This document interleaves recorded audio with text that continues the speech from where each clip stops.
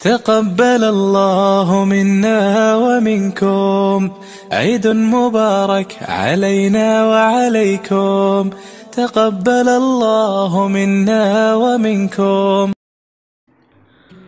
وہ مسلمان کی پہلی سالانہ عید تھی، یہ دوسری اور آخری۔ وہ عید الفطر تھی، یہ عید الاضحیٰ۔ وہ عید میٹھی تھی، آج کی عید نمکین۔ اس روز سویاں بھی پلائی گئی تھی اور آج قربانیاں ہوں گی۔ کھلانے والوں کی یہ آرزو کہ کوئی مفلس بھی دروازے پر آ کر محروم واپس نہ چلا جائے۔ اللہ اکبر لا الہ الا اللہ واللہ اکبر وللہ الحمد۔ السلام علیکم ورحمۃ اللہ وبرکاتہ۔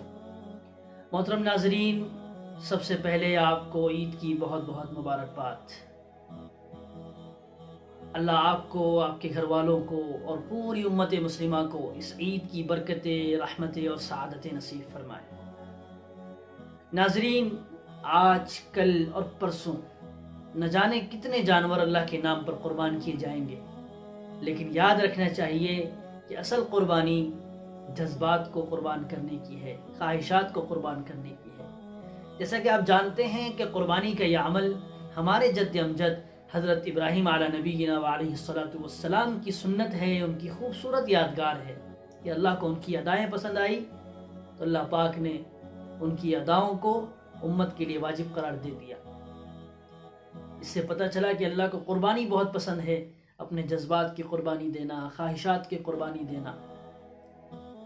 اس لیے دوستو، قربانی کے ذریعے ہمیں پیغام دیا جاتا ہے کہ ہم بھی اپنے جذبات کو قربان کرنے والے بن جائیں، کہ جس طریقے سے حضرت ابراہیم علیہ السلام نے اللہ کی مرضی کو سامنے رکھا اور اپنے جذبات کو پیچھے رکھا اور اپنے لخت جگر کو چٹیل میدان میں چھوڑ دیا اور پھر اپنی بیوی کو بھی ساتھ میں چھوڑ دیا اور اپنی بچے کی گلے پر چھری چلا دی، صرف اور صرف اللہ کے نام پر۔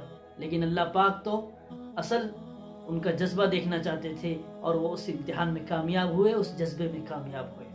اس لیے ناظرین، اللہ پاک ہمیں بھی اس قربانی کے ذریعے یہ توفیق عطا فرمائے کہ ہم بھی اپنے جذبات، اپنی خواہشات قربان کرنے والے بن جائیں اور ہم سے کسی بھی صورت میں اللہ کا کوئی حکم نہ چھوٹنے پائے۔ اللہ کا حکم کیا ہے؟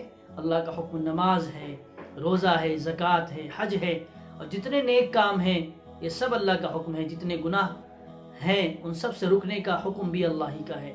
اس لیے ان سب سے رکنا یہی اصل چیز ہے اور اللہ کو یہی مقصود ہے، اللہ یہی چاہتے ہیں۔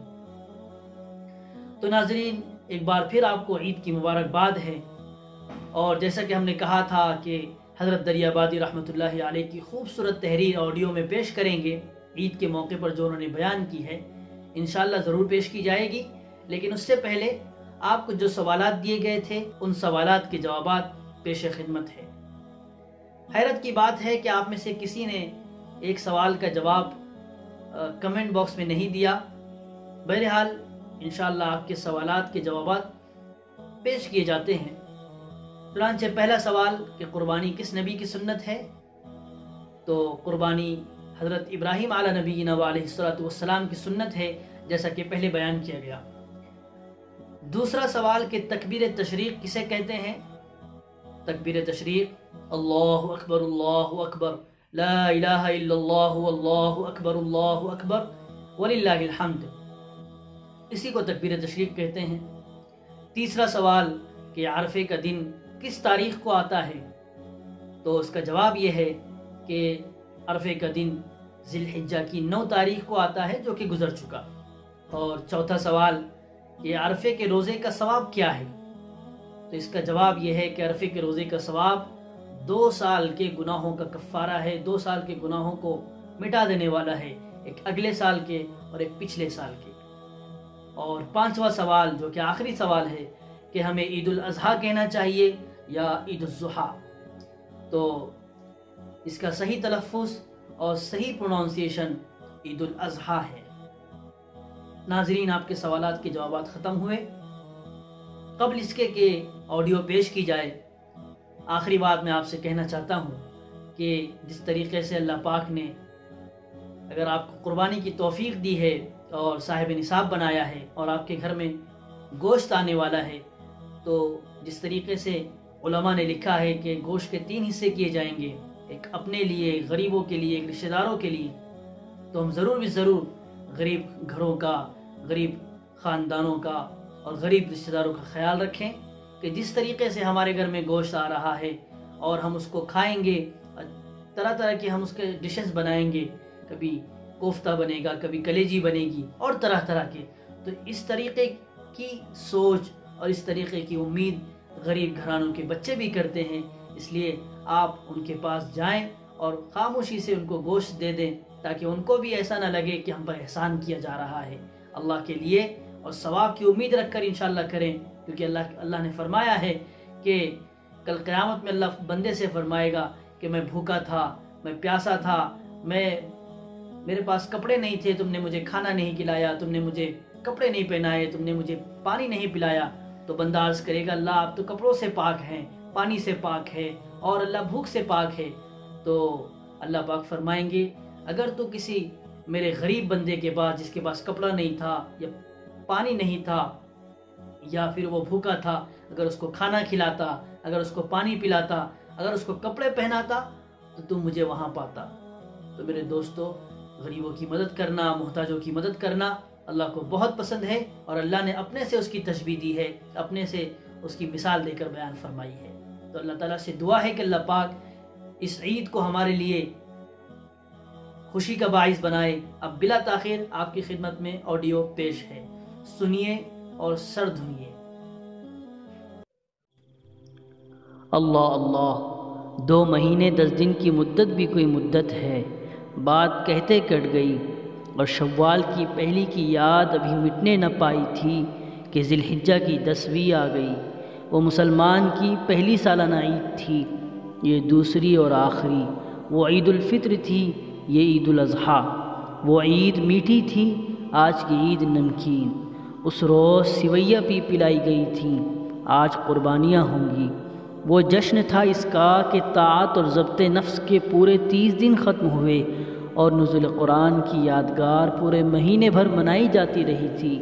آج خوشی اس کی ہے کہ نصیبے والے عین مرکز اسلام میں کعبۃ اللہ کے گرد چکر پر چکر کاٹ رہے ہیں۔ کلمہ پڑھنے والے جہاں کہیں بھی آباد ہیں، آج جشن منائیں گے، لیکن اس مسرت کی غفلت میں دن چڑھے تک خراٹے لینے کے بجائے آج معمول سے اور سویرے اٹھیں گے، غسل کریں گے، اور ان میں جو صاحب حیثیت ہے وہ اچھے اور پاک، صحیح اور تندرست جانوروں کی قربانی کا تحفہ اپنے پروردگار کے حضور میں پیش کریں گے، خود اپنی طرف سے، اپنے عزیزوں کی طرف سے، بزرگوں کی طرف سے۔ اور جب کھانے کا وقت آئے گا تو تنہا نہیں کھائیں گے، بلکہ پہلے 1/3 محتاجوں، مسکینوں، مفلسوں کی نذر کر دیں گے، 1/3 دوست احباب کی خدمت میں پیش کریں گے، جب کہیں 1/3 اپنے لیے رکھیں گے۔ عید الفطر کے دن تاکید تھی کہ کوئی بدنصیب فاقے سے نہ رہ جائے۔ عید قربا کے دن ترغیب ہے کہ غریب سے غریب بھائی کی زبان کو کھانے پینے کی لذتوں کا کچھ تو مزہ آ جائے۔ عید الفطر سالگرہ تھی نزول قرآن کی، عید قربا سالگرہ ہے بنیاد کعبہ کی۔ ابراہیم علیہ السلام موحد تھے، موحدوں کے سردار، توحید ہی کے جرم میں آگ میں جھونکے گئے تھے، ملک سے نکالے گئے تھے۔ حق تھا کہ ان کی قائم کی ہوئی یادگار کے سلسلے میں توحید ہی کا رنگ ہر رنگ پر غالب ہو اور سب سے نمایاں۔ آج آفتاب بلند ہوا کہ لگے لوگ مسجدوں کی طرف چلنے، اور لگے ہر طرف سے رب کی بڑائی کے نعرے بلند ہونے، سینوں کے اندر توحید کے ولولے، زبانوں پر تکبیر کے زمزمے۔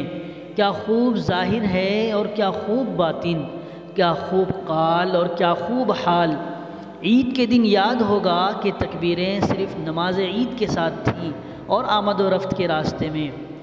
بقرعید کے موقع پر ایک نماز، ایک وقت، بلکہ ایک دن بھی اس جوش کے اظہار کے لیے کافی نہیں، بلکہ تکبیر شروع ہو گئی 9 تاریخ کی فجر ہی سے، اور جاری رہے گی ہر نماز کے ساتھ ابھی 3 دن، یعنی 13 کی عصر تک۔